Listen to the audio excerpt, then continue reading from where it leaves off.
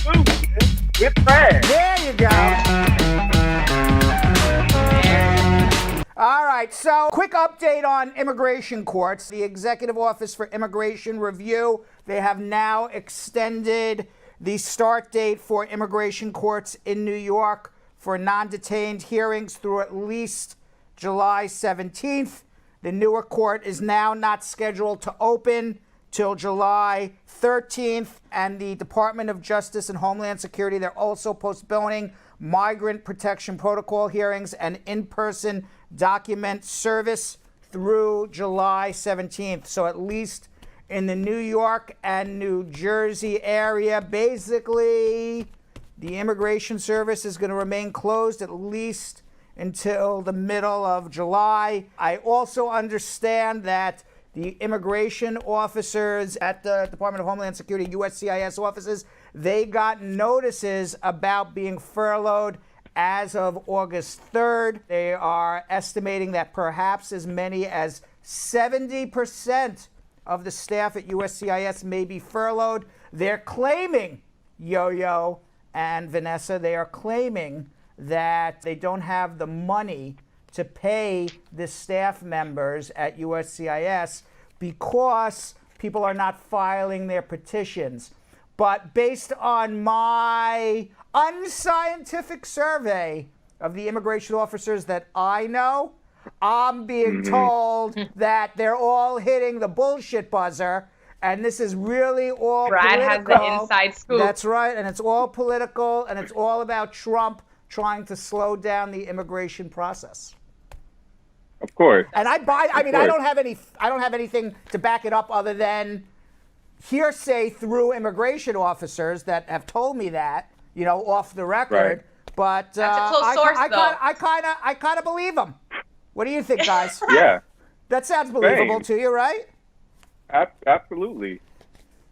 So meanwhile, especially with everything going on, no surprise there. Yeah. So meanwhile, the New York Times reported today that there is growing evidence that most people who are infected are not spreading the coronavirus.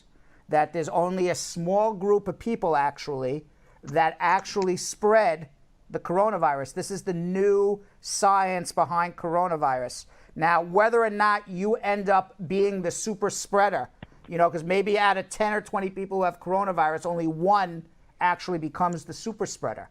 Everybody else who has coronavirus doesn't actually give it to anybody. And they say that it's really not about biology. It's not about, your nationality or your skin color or where you live. It's just about the circumstances of when you are particularly sick and what you are doing at that moment. So, for example, attending an event like a football game or a mega church right before your fever starts spiking, that is when you would become the most likely to spread coronavirus to 10, 20, 30 people because you are at the most contagious stage and you are in a closed environment with lots of people. So Adam Kukarski, an epidemiologist, told the New York Times, by curbing activities in small proportion of our lives, we can actually reduce most of the risk. Because, for example, if if we say, okay, only 1 out of 20 people are actually, going to actually, infect everybody around them, and it's only because they're in an enclosed environment and they're talking a lot and spreading their saliva and other germs coming out of their mouth, that if we stop those type of events, we can stop super spreading. What do you think about that? Yeah. No, I totally agree. Just like Miami and Texas, all these places that had opened, they had opened up the beaches, they were opening up bars and whatnot. That's why they had to close back up, because of stuff like that. So there's no way we could open up like football games and concerts and all that. It's too early for all that. Go ahead, Vanessa. I had even seen, so in my household, we're dancers. So I sometimes in a blue moon go see a ballet, for instance. And my sister had sent me a post where there were theaters that were starting to physically remove the seats in between try and respect the social distancing. So like there's theaters that are starting to take the precaution, but honestly, y'all, like back when we were still in the studio, like back in March, like it's June now. Like sure, this is progressing, we're learning more, but football season, that's right. What do you think of the idea that, you know what, it's my body. I can decide if I want to go to a football game.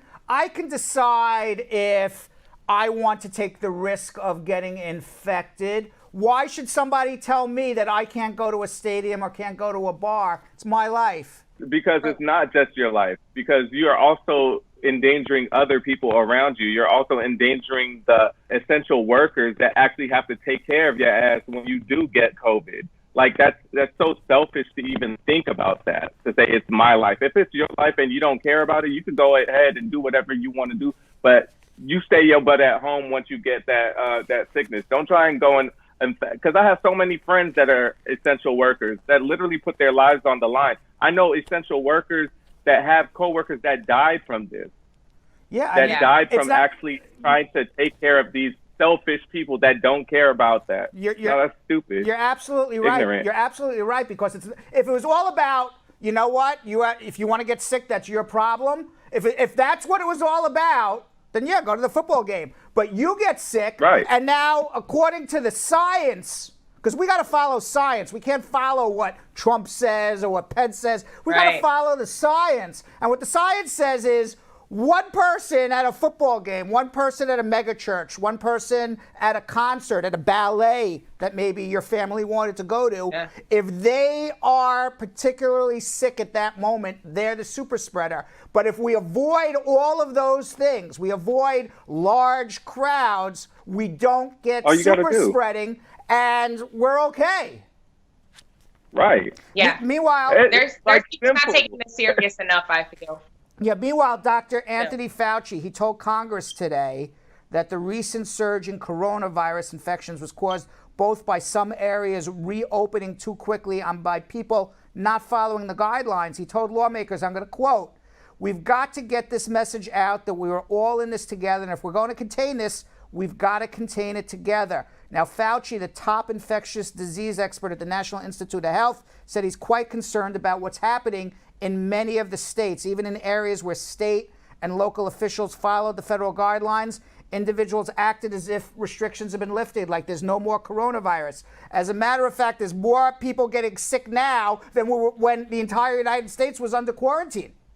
Would you believe that? There's more people getting infected now than at any time since that day when I'll never forget, did our show, and then Trump came on television that evening after he spent 6 weeks saying coronavirus didn't exist. And he said, oh, by the way, no one's allowed to come from Europe anymore. And we're like, what? Where did this happen from, right? And ever since then, we were in our homes. Everything has changed in our lives. There's more people getting sick now than ever. So I feel like kind of like we've quarantined for nothing. Do you feel that in a little way?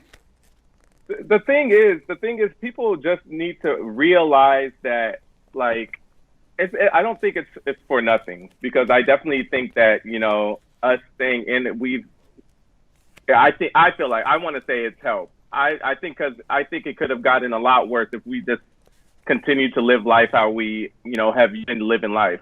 But I think people need to just start taking it a lot serious, because you have to also understand, like, actually this happened to me yesterday. A lady was in the elevator and I was about to walk in, but she didn't have her mask on. And I was like, oh no, you guys, you could just go ahead and take it. And she was like, don't you believe in God? I said, yeah, but you ain't him. You know what I mean? So it's like, people need to start taking it serious. It's maybe God gave us this as a wake up call. Who knows? Who knows? Who knows? I felt that way. I believe God gave this to us as a wake up call. But that's my, And to clean the earth. Yeah, that's my thing, But what do I know? Or it's for all of us to just take a minute to realize everything that's happening on planet Earth, right? So I'm not going to say that I was always like, I just knew to be cautious, right? Mm-hmm. Like I knew to wear my mask, to wear my gloves when I went to the supermarket and take my precautions, but I'm going about my life. I'm being cautious, but I'm still living my life. And yesterday I caught myself as time has gone on.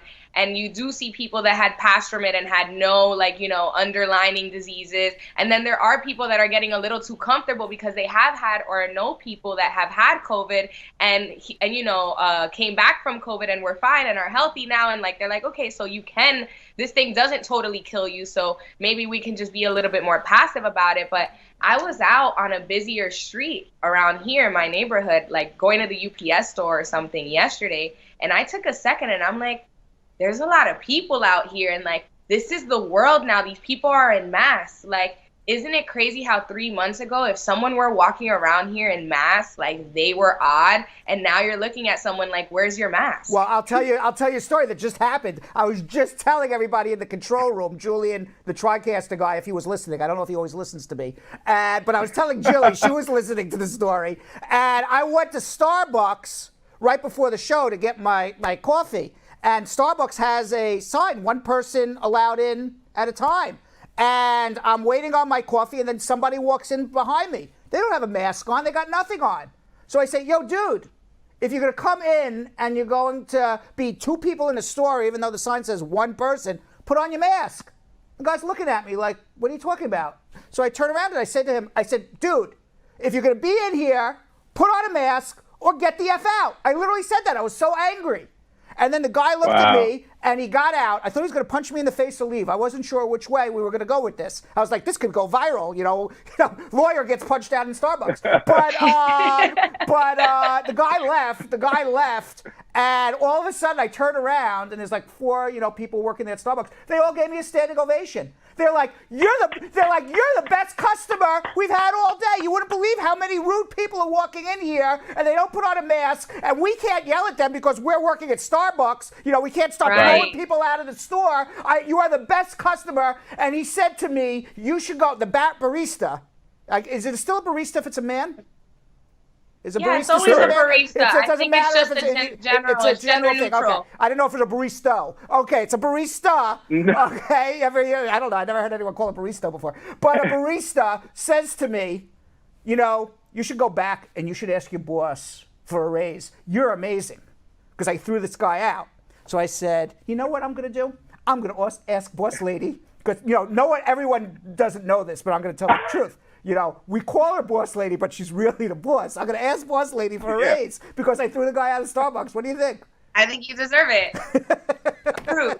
Meanwhile, let me ask you this question, because this is the big thing now we've been talking about in the office, and Fauci was talking about it today. He went and told Congress that if there is a coronavirus vaccine, he says that the vaccine, he believes, will be somewhere between 70 to 75% effective, meaning that for every person who takes a vaccine, assuming we're able to get a vaccine, but he believes it'll protect 3 out of 4 people, and based on their math and modeling or whatever, if 75% of America takes a vaccine, that is 75% likely to prevent you from getting coronavirus, we would be able to wipe coronavirus out of America. Anything less than that, we will still have coronavirus. A CNN poll last month found that 1/3 of Americans said they would not get the vaccine. So that doesn't get America to 75%. That gets America to 66% of Americans who claim that they would take the vaccine. So my first question, I already know Yo-Yo's answer. He ain't taking the vaccine. He's taking his chances. I don't take my He's taking his chances with COVID-19 before the COVID-19 vaccine. What about you, Vanessa? Yeah. I mean, honestly, I don't get flu shots. Like, I really try to take care of myself. I highly believe in like holistic, and like just drink your water, take your vitamins. I wonder if it would change your mind or the mind of your generation if the vaccine was free.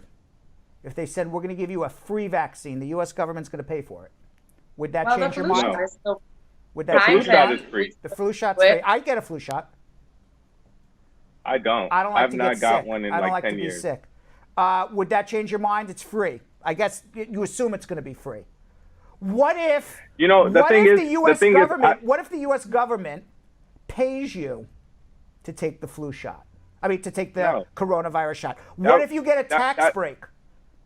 That's aggressive. All right. Do you think that would be more of a reason not to get it? If you get it for you. So in other words, if they say, you know what, you take the coronavirus shot, we'll give you a stimulus check. Because think about who needs the stimulus check. Think about like the demographics that would need the stimulus check. Right. It would be minorities. It would be minorities. Exactly. It would be people in poor neighborhoods. Correct. There you go. That's targeted. So why would you fall in for that okie doke? I'm good. I got a master's, baby. You ain't gonna get me. No way. What about you, Vanessa? I'm with Yo-Yo. I mean, honestly, I just feel like that's not the only solution. Or I can also understand how maybe if it was a necessity for a higher risk over 65 or something like that. Like, I don't know. I just don't feel like for myself at my prime age of 28 years old, I don't know. I haven't ever needed to take a shot to avoid any diseases, and I don't feel like I'm gonna start now. I actually don't blame you, being your age. I think at my age, I got to think about it more, whether I'm going to take it or not. That's what I'm trying to. Right. Certainly, my parents, I would want them to take it, because if they get coronavirus, the odds are they're not going to make it. So I think elderly people should take it. I think people who are likely to get sick. You know, I'm on that cusp age. I'm 51. And I'm pretty healthy. I'm fine. You know, I don't have any diabetes. I'm not, I could lose a few pounds, but I'm not like completely obese, overweight. So I'm like, they say over 60, obese, diabetes. I don't have any of that. So I don't know. Maybe I will, maybe I won't. I haven't decided yet. So another reason why, I've always read I love history and stuff like that. And I remember reading something about like in 1932, I think it was the Public Health Service. They were giving some kind of like vaccine for black men that were like in Tuskegee or something like that. And I think it was like 600 black men that did that.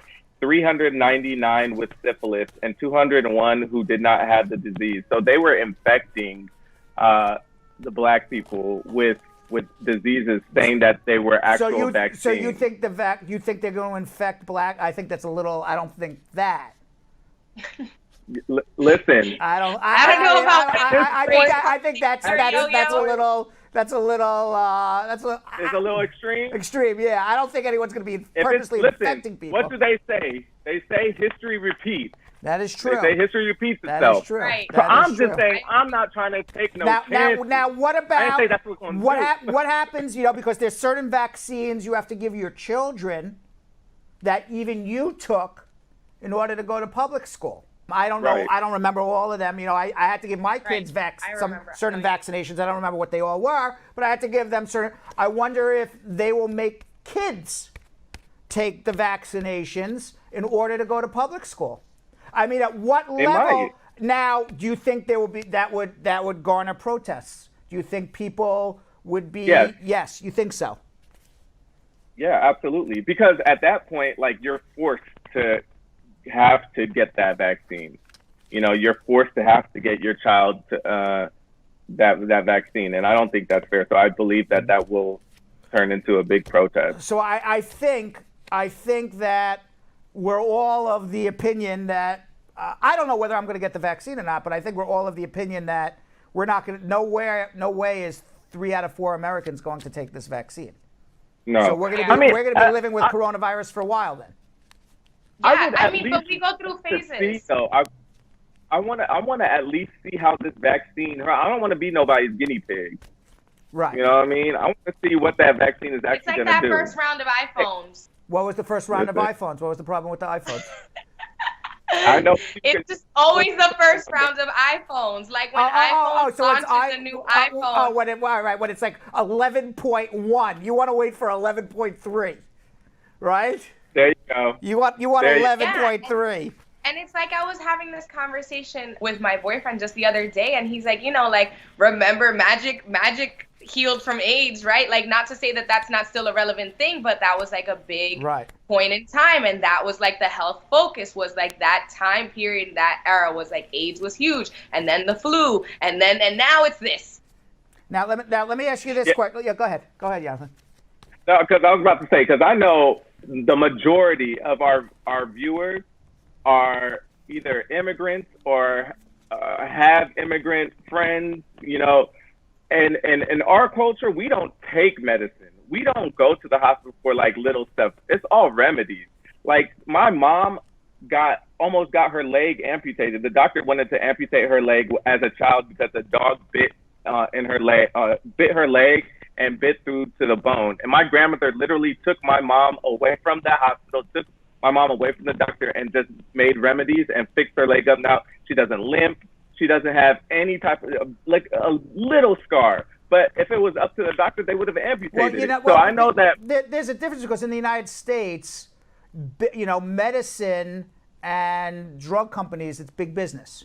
So as an American, me, who grew up, with that mentality, the American mentality, because you grew up with it, is you're sick, go to a doctor. You say, ouch, go to a doctor. There's always a pill to take everything. There's always a shot to take everything. But immigrants who come from around the world don't grow up and live with big medicine and big pharmaceutical companies trying to sell you to buy stuff. You make your own remedies. I grew up with eucalyptus trees all over. Anytime I got sick, my grandmother would pick up the leaves, boil it in hot water. She said, put a little blanket over your head and inhale.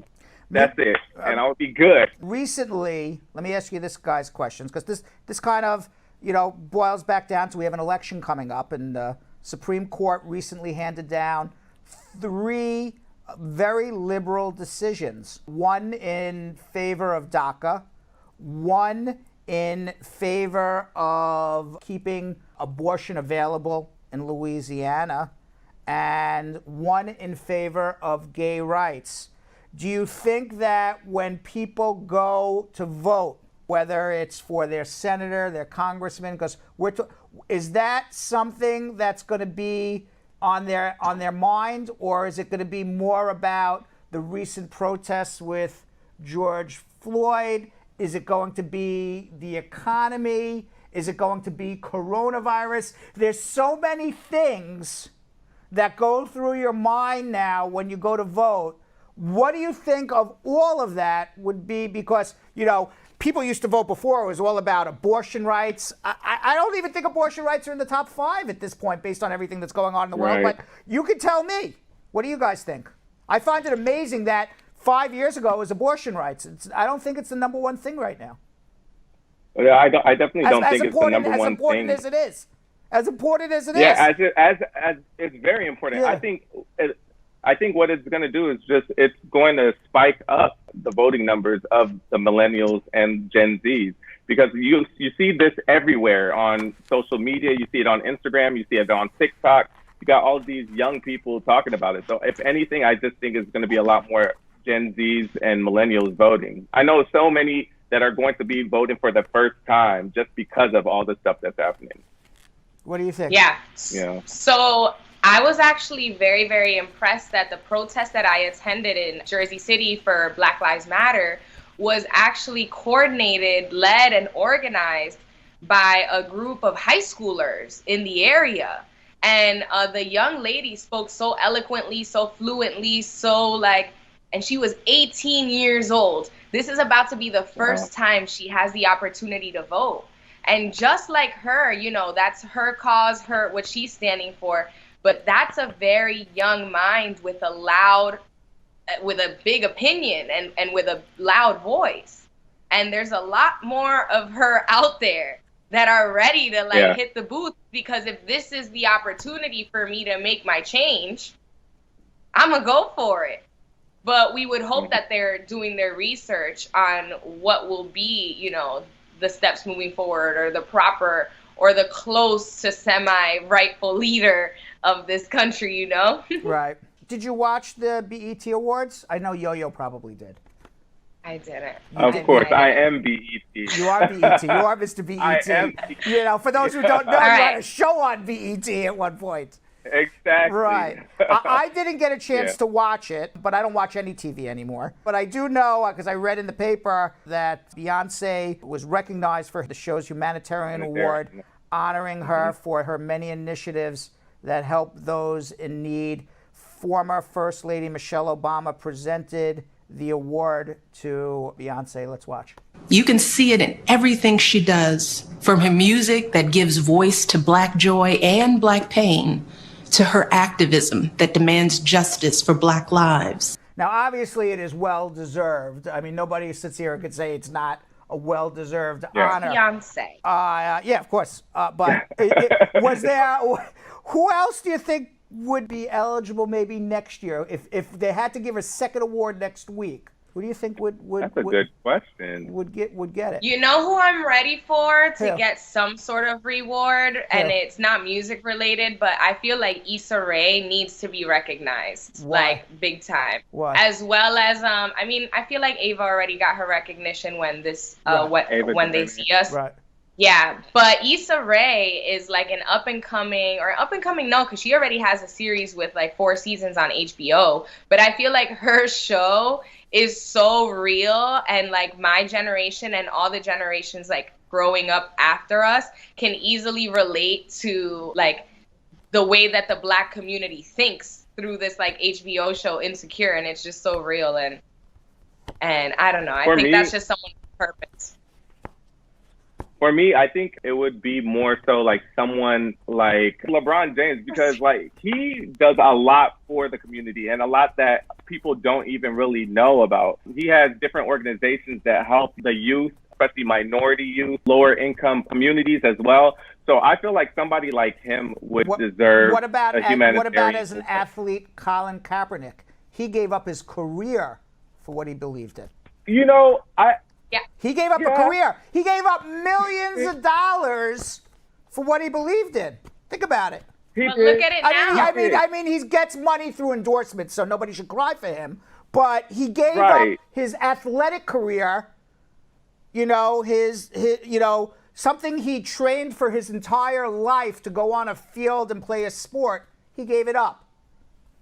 You know, you could say, okay, well, he does well anyway. He's still making money on endorsements from Nike, blah, blah, blah. But he gave up, you know, it would be like, you know, I went to law school. I went to college. I studied for XYZ years. And on principle, I'm not going to be a lawyer. They gave it up. Oh, yes, I'm making money elsewhere. But you give up your career, what you spent your whole life on because of a political principle, in which everybody ridiculed him at the time except for the Black community, which now we look back and say everybody is kneeling and saying he was correct. No, absolutely, because he definitely started a movement, you know, and he does have an organization called Know Your Rights as well. So he is giving back to the community as well. So I definitely think that he would be well-deserved of it as well. Yeah. He definitely would be. Yeah. That's good. Yeah. As well as people are recognizing his protesting from years ago now, right? After people weren't being so peaceful with their protests because they are so angry. Now people are looking back and they're like, oh, so we probably should have been more okay with Kaepernick when he was just kneeling.